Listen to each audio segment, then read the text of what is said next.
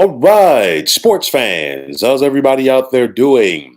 William Martin coming at you one more time here on YouTube with another edition of the 300 Pounds of Sports Knowledge Podcast. After a 37-17 beatdown, courtesy of the Houston Texans in week number 3 this season, the Jacksonville Jaguars have been rolling. The Jags came into play today winning 6 out of their last 7, and they were sitting atop the AFC North. Now, today, the Jaguars had an opportunity to put their stamp on first place in the division when they traveled to Houston to take on the Texans for the rematch.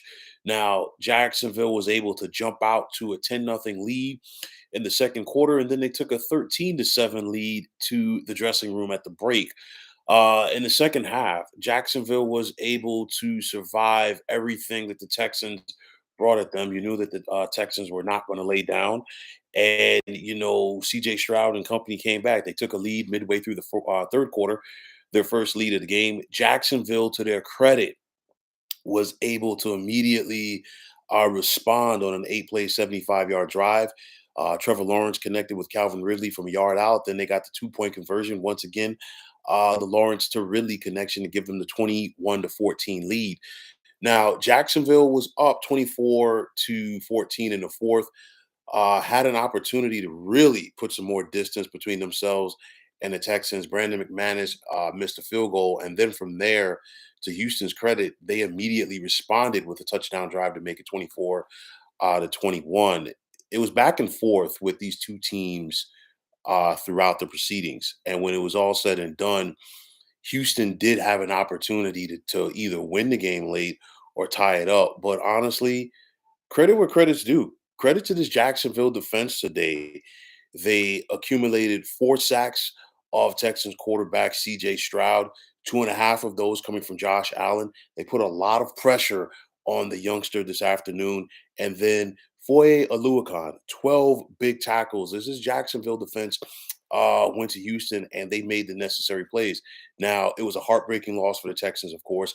Matt Amendola missed 2 field goals, but of course, the biggest one that he missed, and honestly, don't get me wrong, a 58-yard field goal is no cheap shot. I don't care if you are indoors or not. And we saw it bounce just off of the front of the crossbar. And I mean, we always talk about, you always hear about football being a game of inches.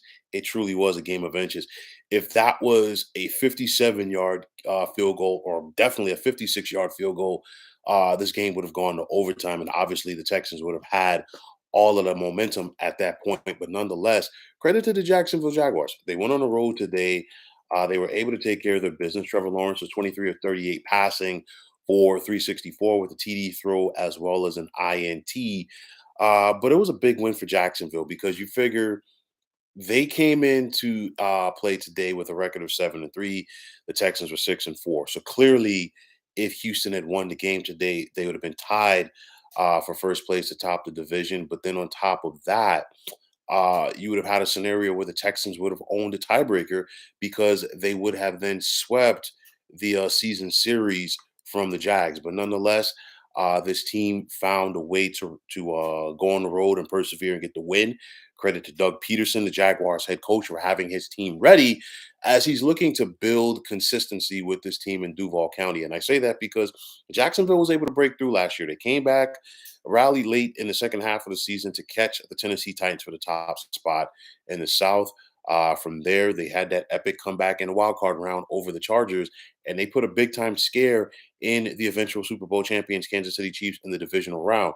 Jacksonville definitely wants to build off of that as they're looking to do bigger and better things this time around. Obviously, more damage in the postseason and possibly getting to the Super Bowl for first time in franchise history.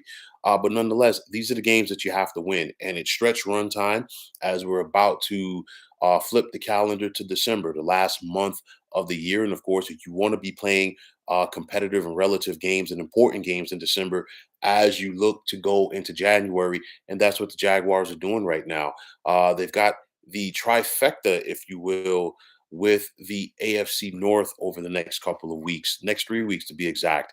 They host Cincinnati next week on Monday Night Football, followed by a trip to Cleveland to take on the Browns, and then they host the Ravens in week number 15 on Sunday Night Football. And barring something unforeseen, I don't see that game getting flexed out of NBC schedule.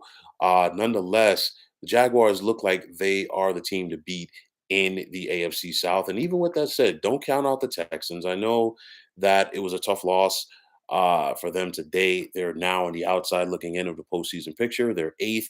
They're tied with the Colts and Broncos at 6-5. But Houston has an opportunity to get back on track. It's not going to be an easy schedule for them coming down the stretch here.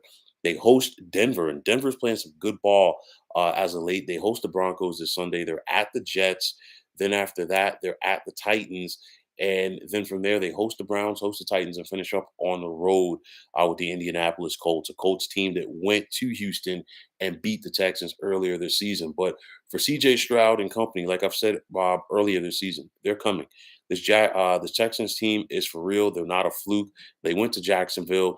They got the best of the Jaguars earlier this season. A big reason for that, their special teams. They put pressure on Trevor Lawrence, even though they didn't sack him in that game. And then on top of that, rookie wide receiver Tank Dell, and nobody was paying attention to Tank Dell prior to that game.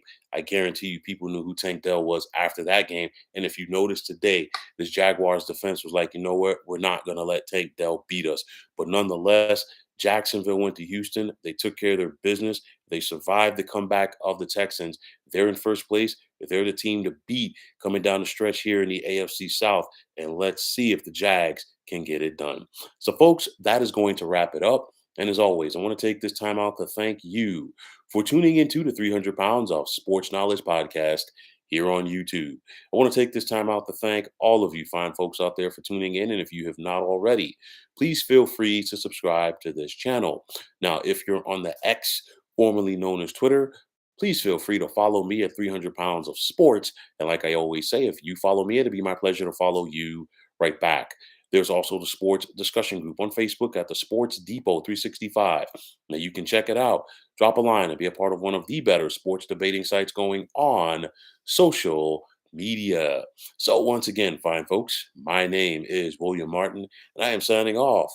And I'm saying take care and have yourselves a wonderful day.